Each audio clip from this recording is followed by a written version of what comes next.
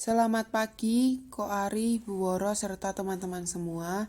Perkenalkan kami dari kelompok 9 ingin mempresentasikan mengenai manajemen pajak atas penentuan harga transfer. Di kelompok 9 terdiri dari Lauviani Susanto 23 2020 010, Yumna Oktaviana 23 2020 035, Trigiwati Oktalisa 23 2020 054, Deswita Sara Anggraini 23 2020 123, dan Pramesti Avinda Putri 23 2020 159. Latar belakang, perencanaan pajak itu merupakan salah satu bagian dari manajemen pajak yang dapat dimanfaatkan oleh wajib pajak dalam melakukan manajemen perpajakan usaha atau penghasilannya. Tapi perlu kita ketahui kalau perencanaan yang dimaksud ini adalah perencanaan pajak yang tanpa melakukan pelanggaran konstitusi dan undang-undang perpajakan yang sedang berlaku. Nah, seiring berkembangnya era globalisasi, para pelaku bisnis itu mulai mengekspansi bisnisnya ke mancanegara. Dan dengan adanya perkembangan teknologi, informasi, komunikasi maupun transportasi, itu tuh mendorong peningkatan perdagangan internasional yang akan memberikan dampak secara signifikan terhadap kemajuan ekonomi di seluruh negara. Nah, terdapat peraturan perpajakan yang baru untuk mengatur masalah transaksi internasional. Oleh karena itu, diperlukan adanya peningkatan tarif pajak di beberapa cara untuk menghindari atau mengurangi beban pajak tanpa melakukan pelanggaran konstitusi dan undang-undang perpajakan yang sedang berlaku. Nah, metode itu disebut dengan metode transfer pricing. Pada perusahaan multinasional, transfer pricing itu merupakan suatu strategi efektif untuk memperoleh laba bagi perusahaan yang sebesar-besarnya. Namun, menurut pemerintah, transfer pricing itu mengundang para investor asing agar berkenan menanamkan modalnya di negara tersebut. Dengan terjadinya transfer pricing, itu menyebabkan barang itu dikenakan tarif pajak, di mana perpajakan itu merupakan hal yang penting bagi suatu negara karena itu komponen penting dalam pemasukan negara sehingga peraturan terkait dalam perpajakan itu diperketat dalam setiap keputusannya. Akan tetapi itu berkebalikan dengan perusahaan. Kalau prinsip perusahaan di mana sebuah perusahaan itu beranggapan bahwa perpajakan itu merupakan beban yang harus ditanggung oleh perusahaan, sehingga perusahaan itu akan berupaya untuk melakukan manajemen perpajakan agar beban pajak yang ditanggung perusahaan itu bisa seminimal mungkin. Menurut Gunadi, transfer pricing adalah jumlah harga atas penyerahan barang atau imbalan atas penyerahan jasa yang telah disepakati oleh kedua belah pihak dalam transaksi bisnis, finansial, maupun transaksi lainnya. Nah, transfer pricing itu bisa dilihat dari dua pandangan, yaitu dari pandangan pemerintah dan pandangan perusahaan. Jika dari pandangan pemerintah, penetapan harga transfer dapat mengurangi potensi pendapatan pemerintah, terutama dari sektor pajak karena perusahaan multinasional itu cenderung menggeser kewajiban pajak yang awalnya tinggi menjadi rendah. Sedangkan dari pandangan perusahaan itu berusaha untuk mengurangi biaya dan pendapatan pajak perusahaan. Untuk perusahaan multinasional, transfer pricing itu merupakan salah satu strategi yang efektif untuk bersaing dengan pesaing mereka. Transfer pricing itu juga memiliki tujuan yang terbagi ke dalam 3 aspek, yaitu aspek akuntansi manajerial, hukum perseroan, dan aspek perpajakan. Jika dari aspek akuntansi manajerial, transfer pricing itu berguna untuk meningkatkan laba perusahaan melalui penentuan harga barang atau jasa dalam suatu organisasi.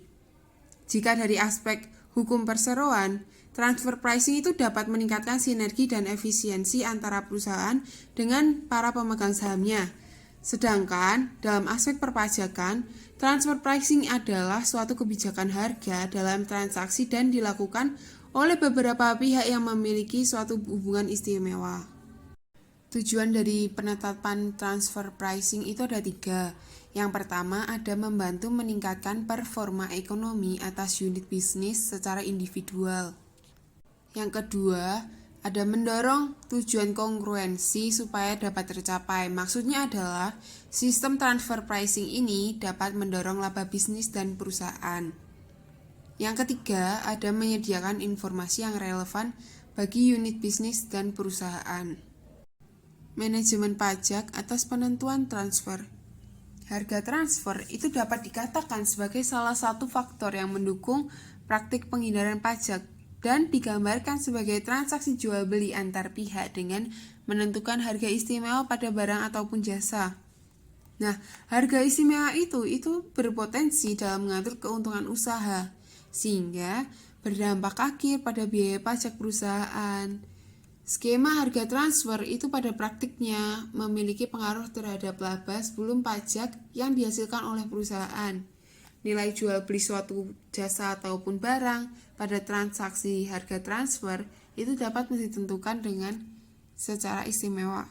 Nah, harga transfer itu merupakan salah satu faktor yang dapat mempengaruhi terjadinya penghindaran pajak, karena semakin tingginya praktik harga transfer memberikan suatu indikasi bahwa perusahaan dapat melakukan penghindaran pajak. Manajer pajak dapat mengatur keuntungan finansial perusahaan dengan cara menaikkan nilai laba secara buku dan menurunkan laba kena pajak pada periode akuntansi yang sama. Manajemen laba merupakan metode yang dipilih oleh manajer untuk mempengaruhi jumlah pendapatan secara sistematis dan memilih kebijakan prosedur akuntansi tertentu dengan tujuan untuk memaksimalkan nilai perusahaan. Dalam praktiknya, manajemen laba itu memiliki berbagai pandangan yang berbeda-beda satu sama lainnya. Nah, ada akrual diskresioner. Perusahaan itu menjadi aspek penilaian apakah perusahaan melakukan praktik manajemen laba atau tidak. Penghindaran pajak merupakan salah satu motivasi dari praktik manajemen laba. Income smoothing dalam manajemen laba itu juga berpengaruh terhadap pemindahan atau pergeseran pajak perusahaan. Nah, praktik manajemen laba secara nggak langsung itu mempengaruhi kewajiban pajak perusahaan. Selanjutnya, metode harga transfer menurut PSAK. Yang pertama, ada harga transfer berdasarkan harga pasar. Harga transfer berdasarkan harga pasar dipandang sebagai penentuan harga transfer yang paling independen. Barang-barang yang diproduksi unit penjual dihargai sama dengan harga yang berlaku di pasar. Pada sisi divisi penjual ada kemungkinan untuk memperoleh profit. Dan pada sisi pembeli, harga yang dibayarkan adalah harga yang sewajarnya. Namun yang menjadi kelemahan utama dari sistem ini adalah jika harga suatu produk ternyata tidak tersedia di pasar. Tidak semua barang-barang yang diperjualbelikan antara divisi tersedia di pasar. Misalnya pada suatu industri yang terdiferensiasi dan terintegrasi seperti industri kertas. Jika divisi penjual harus mengirim kertas yang setengah jadi ke divisi lain, pasar tidak menyediakan harga kertas mentah atau setengah jadi. Namun jika harga pasar tersedia atau dapat diperkirakan, maka ada baiknya menggunakan harga pasar. Meskipun demikian, jika tidak ada cara untuk memperkirakan harga kompetitif, pilihan lainnya adalah mengembangkan harga transfer berdasarkan biaya. Selanjutnya, poin 2 ada harga transfer berdasarkan biaya. Ini merupakan lanjutan dari poin 1 yang telah saya jelaskan. Apabila poin 1 tidak dapat terlaksana, maka dapat menggunakan poin 2 ini. Perusahaan menggunakan metode penetapan harga transfer atas dasar biaya yang ditimbulkan oleh divisi penjual dalam memproduksi barang atau jasa. Penetapan harga transfer metode ini relatif mudah diterapkan, namun memiliki beberapa kekurangan. Yang pertama, penggunaan biaya sebagai harga transfer dapat mengarah pada keputusan yang buruk jika seandainya unit penjual tidak dapat memproduksi dengan optimal, sehingga menghasilkan biaya yang lebih tinggi daripada harga pasar. Maka dapat terjadi kecenderungan pembelian barang dari luar. Yang kedua, jika biaya yang digunakan sebagai harga transfer, divisi penjual tidak akan pernah menghasilkan laba dari setiap transaksi internal. Dan yang ketiga, penentuan harga transfer yang berdasarkan biaya berarti tidak ada insentif bagi orang yang bertanggung jawab mengendalikan biaya. Selanjutnya yang ketiga ada harga transfer negosiasi. Harga transfer negosiasi merupakan metode penetapan harga transfer berdasarkan negosiasi antara dua pusat pertanggungjawaban. Dalam ketiadaan harga, beberapa perusahaan memperkenankan divisi-divisi dalam perusahaan yang berkepentingan dengan transfer pricing untuk menegosiasikan harga transfer yang diinginkan. Harga transfer negosiasi memiliki beberapa kelebihan. Yang pertama, pendekatan ini melindungi otonomi divisi dan konsisten dengan semangat desentralisasi. Yang kedua, manajer divisi cenderung memiliki informasi yang lebih baik tentang biaya dan laba potensial atau transfer dibandingkan pihak-pihak lain dalam perusahaan. Harga transfer negosiasi mencerminkan perspektif kontrolabilitas yang inheren dalam pusat-pusat pertanggungjawaban, karena setiap divisi yang berkepentingan tersebut pada akhirnya akan bertanggung jawab atas harga transfer yang dinegosiasikan. Namun, transfer pricing ini tidak begitu mudah untuk ditentukan karena posisinya pada situasi sulit yang bisa menimbulkan konflik of interest di antara kedua belah pihak yang terlibat, yaitu divisi penjual dan divisi pembeli. Artinya, tidak akan ada satu metode transfer price yang terbaik yang akan diterima mutlak oleh kedua belah pihak. Selanjutnya ada transfer pricing menurut UU Pajak. Yang pertama ada hubungan istimewa. Pengertian hubungan istimewa dalam perpajakan diartikan sebagai hubungan bisnis yang terjadi antara dua wajib pajak maupun lebih yang akhirnya menimbulkan pajak penghasilan terutang lebih kecil dibandingkan dengan yang seharusnya. Nah, Undang-Undang Perpajakan memberikan wewenang kepada Direktur Jenderal Pajak untuk menentukan kembali besarnya penghasilan dan pengurangan serta menentukan utang sebagai modal untuk menghitung besarnya PKP atau penghasilan kena pajak bagi wajib pajak yang mempunyai hubungan istimewa dengan wajib pajak lainnya sesuai dengan kewajaran dan kelaziman usaha yang tidak dipengaruhi hubungan istimewa sesuai dengan Undang-Undang PPH Nomor 36 Tahun 2008 Pasal 18 Ayat 4 yang akan saya jelaskan pada slide selanjutnya. Pada slide kali ini merupakan isi Undang-Undang PPH Nomor 36 Tahun 2008 Pasal 18 Ayat 4. Penjelasan Pasal 18 Ayat 4 huruf B menyatakan bahwa satu hubungan istimewa di antara wajib pajak dapat juga terjadi karena penguasaan melalui manajemen atau penggunaan teknologi walaupun tidak terdapat hubungan kepemilikan. Yang kedua, hubungan istimewa dianggap ada apabila satu atau lebih perusahaan berada di bawah penguasaan yang sama. Demikian juga hubungan di antara beberapa perusahaan yang berada dalam penguasaan yang sama tersebut. Selanjutnya harga transfer. Pengertian harga transfer dapat dibedakan menjadi dua, yaitu pengertian netral dan pengertian peyoratif. Pengertian netral mengasumsikan bahwa harga transfer adalah murni merupakan strategi dan teknik bisnis tanpa motif pengurangan beban pajak. Sedangkan pengertian peyoratif mengasumsikan bahwa harga transfer sebagai upaya untuk menghemat beban pajak dengan taktik antara lain, yaitu dengan menggeser laba ke negara yang tarif pajaknya lebih rendah. Tujuan penetapan harga transfer antara lain, yang pertama pengoptimalan atas penghasilan global setelah dipotong pajak. Yang kedua, evaluasi kinerja cabang perusahaan mancanegara. Yang ketiga, mengupayakan keamanan posisi kompetitif. Yang keempat, mengurangi risiko keuangan. Yang kelima, mengatur arus kas pada cabang perusahaan. Yang keenam, mengurangi risiko pengambil alihan pemerintahan. Yang ketujuh, mengurangi beban tanggungan pajak dan bea masuk. Nah, yang selanjutnya adalah metode harga transfer yang diizinkan di Indonesia. Menurut UU PPH, itu ada beberapa metode yang dapat digunakan. Yang pertama ada metode perbandingan harga, kedua metode harga penjualan kembali, ketiga metode biaya plus, keempat metode pembagian laba, dan yang kelima adalah metode laba bersih transaksional. Nah, yang pertama di sini ada metode perbandingan harga atau comparable uncontrolled price. Bisa disebut juga dengan CUP. Metode ini bertujuan untuk membandingkan harga transaksi dari kedua usaha yang memiliki hubungan istimewa dengan transfer pricing produk sejenis dengan usaha yang tidak memiliki hubungan istimewa. Contohnya, suatu perusahaan yang sudah biasa menjual dengan perusahaan lain, itu harganya biasanya lebih rendah dibandingkan dengan perusahaan menjual pada perusahaan lain yang belum pernah bekerja sama atau tidak memiliki hubungan istimewa. Nah, perbedaan harga tersebut biasanya bisa ditambahi juga dengan biaya pengangkutan atau biaya asuransi. Lalu yang kedua ada metode harga penjualan kembali atau resale price method atau RPM. Metode ini dilakukan pada produk yang telah dibeli dari pihak yang memiliki hubungan istimewa dijual kembali kepada pihak yang tidak memiliki hubungan istimewa. Sehingga harga yang terjadi pada resale tersebut dikurangi dengan laba kotor atau markup sehingga diperoleh harga beli wajar dari pihak yang memiliki afiliasi atau hubungan istimewa.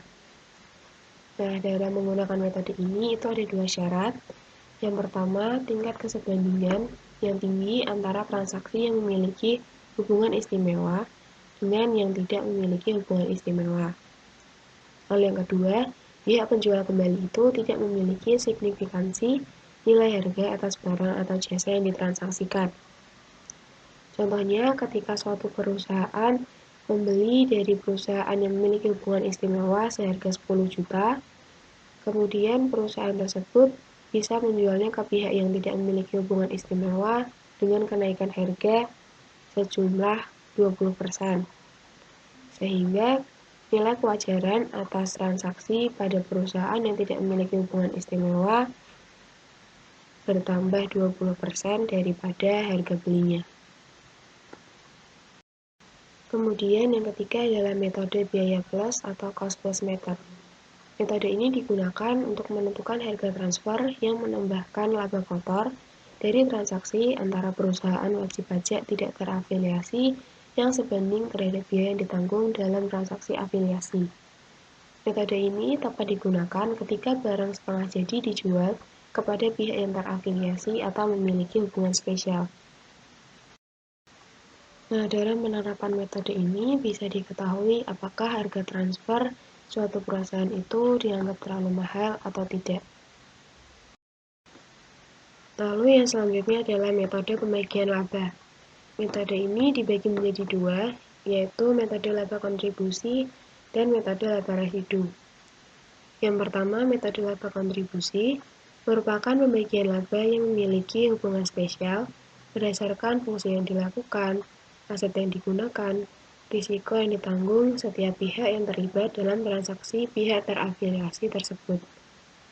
Lalu yang kedua, metode laba residu atau sisa, yaitu metode identifikasi laba sisa dengan mengurangi laba rutin setiap pihak terafiliasi atau yang memiliki hubungan spesial dari laba gabungan, kemudian laba sisa tersebut dialokasikan berdasarkan kontribusi pihak terafiliasi yang terlibat. Nah, metode ini digunakan apabila pihak yang memiliki hubungan istimewa ini benar-benar terintegrasi. Maksudnya tidak ada aktivitas yang dilakukan secara terpisah. Kemudian yang selanjutnya ada metode laba bersih transaksional. Metode ini adalah metode transfer pricing yang dilakukan dengan membandingkan presentasi laba bersih operasional terhadap biaya, penjualan, aktiva, atau dasar lainnya atas transaksi pihak afiliasi dengan pihak yang tidak memiliki afiliasi. Materi selanjutnya ada Advance Pricing Agreement yang bisa disebut dengan apa atau kesepakatan harga transfer, yaitu kesepakatan antara wajib pajak dan Direktur Jenderal Pajak mengenai harga jual wajar produk yang dihasilkannya kepada pihak-pihak yang mempunyai hubungan istimewa dengannya. Nah, hubungan istimewa ini artinya adalah keadaan ketergantungan atau keterikatan satu pihak dengan pihak lainnya yang disebabkan oleh kepemilikan atau penyertaan modal, penguasaan atau hubungan keluarga sedarah. Nah, berikut ini ada beberapa persetujuan antara wajib pajak dan Direktur Jenderal Pajak. Yang pertama itu ada harga jual produk yang dihasilkan, kemudian yang kedua ada jumlah royalti dan lain-lain. Kemudian yang ketiga adalah tergantung pada kesepakatan. Nah, perjanjian ini tentunya dibuat sebelum terjadinya transaksi agar dapat ditentukan harga wajar untuk masa depan. Maka muncul harga yang harus dilaporkan wajib pajak kepada kantor pajak. Ketika perjanjian ini telah disetujui oleh kedua belah pihak, wajib pajak dan kantor pajak akan menggunakannya di masa depan. Berdasarkan pihak-pihak yang terlibat, apa itu dibagi menjadi 3 tipe menurut Sawyer. Yang pertama, unilateral, yang kedua, bilateral, dan yang ketiga, multilateral. Nah, yang pertama, unilateral apa adalah persetujuan yang mengikat antara wajib pajak dengan satu otoritas pajak. Tipe ini biasanya tidak disukai oleh otoritas pajak dan wajib pajak karena tidak memberikan jaminan untuk dapat terhindar dari pemajakan berganda. Bilateral apa? Yaitu persetujuan antara wajib pajak dengan dua otoritas pajak. Tipe ini disukai oleh otoritas pajak negara dan wajib pajak karena dapat dipersamakan statusnya dengan suatu tax treaty. Nah, yang terakhir itu ada multilateral apa? Yaitu persetujuan wajib pajak dengan dua atau lebih otoritas pajak. Tipe ini tuh banyak digunakan saat ini. Nah, dari ketiganya itu ada perbedaan utama yang terletak pada jumlah wajib pajak dan otoritas pajak yang terlibat dalam apa. Yang selanjutnya ada beberapa langkah yang dilakukan dalam pembentukan apa. Langkah yang pertama yaitu pembicaraan awal atau pre-lodgement meeting antara Direktur Jenderal Pajak dan WP. Kemudian yang kedua ada penyampaian permohonan formal kesepakatan harga transfer oleh WP kepada Direktur Jenderal Pajak berdasarkan hasil pembicaraan awal. Nah, langkah yang ketiga itu pembahasan kesepakatan harga transfer. Kemudian langkah yang keempat penerbitan surat kesepakatan harga transfer oleh Direktur Jenderal Pajak. Kemudian yang kelima ada pelaksanaan dan evaluasi kesepakatan harga transfer. Faktor-faktor yang mendorong adanya transfer pricing. Menurut Zain, transfer pricing memiliki 4 faktor pemicu yaitu yang pertama, pergeseran menuju desentralisasi, divisionalisasi, dan penggunaan konsep corporate profit center. Yang kedua, pemanfaatan transfer pricing dalam bisnis dan investasi internasional. Yang ketiga, pengawasan transfer pricing oleh aparat perpajakan dan bea cukai di beberapa negara. Yang keempat, keperluan pengungkapan segmentasi informasi dan transaksi antar unit dalam grup perusahaan. Selain menurut Zain, faktor pemicu transfer pricing dilihat dari 2 aspek, yaitu aspek keuangan dan aspek non-keuangan. Jika dilihat dari aspek keuangan, seperti leverage, pajak, dan profitabilitas, leverage adalah sesuatu yang melibatkan penggunaan utang saat pembelian aset dengan memiliki harapan tingkat pendapatan perusahaan bertambah.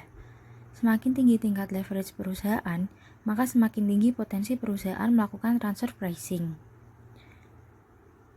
Suatu perusahaan pastinya ingin mendapatkan keuntungan yang tinggi, namun tidak ingin membayar pajak yang besar. Dari sini ada kemungkinan perusahaan akan memanipulasi pendapatannya kepada negara agar menjadi lebih rendah.